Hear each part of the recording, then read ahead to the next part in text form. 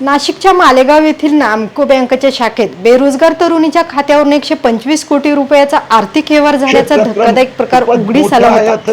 त्यानंतर हे पैसे व्होट जेहादसाठी वापरल्याचा आरोप भाजप नेते किरीट सोमय्या यांनी केला असून या प्रकरणी ईडीकडून 7 ठिकाणी छापेमारी करण्यात आली। फसवणूक झालेल्या 14 तरुणीची 11 डिसेंबरला मुख्यमंत्री देवेंद्र फडणवीस भेट घेणार असल्याची माहिती भाजप नेते किरीट सोमय्या यांनी दिली। पण हे प्रकरण खूपच मोठं आहे असं दिसते।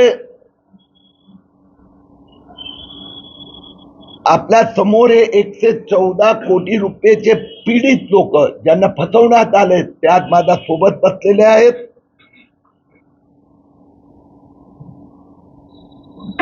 पण ही व्याप्ती खूप मोठी होत चालली आहे आणि म्हणून मुख्यमंत्री देवेंद्र फडणवीस यांनी स्वतः या प्रकरणात लक्ष घातलं आहे। केंद्रीय गृह मंत्रालय, सीबीआय, ईडी, इन्कम टॅक्स विभाग,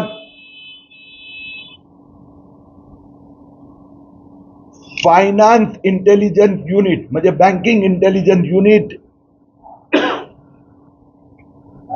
महाराष्ट्र पोलीस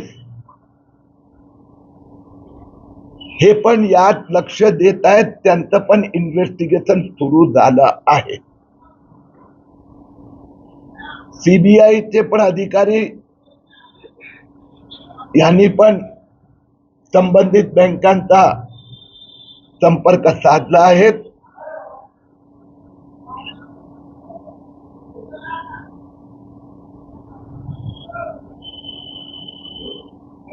पुढच्या काही दिवसात महाराष्ट्र स्तरावर वरिष्ठ अधिकाऱ्यांना या तपासाची जबाबदारी दिली जाणार, जबाबदारी द्यावी अशी मी विनंती केली। मुख्यमंत्र्यांनी ती मान्य केली आहे।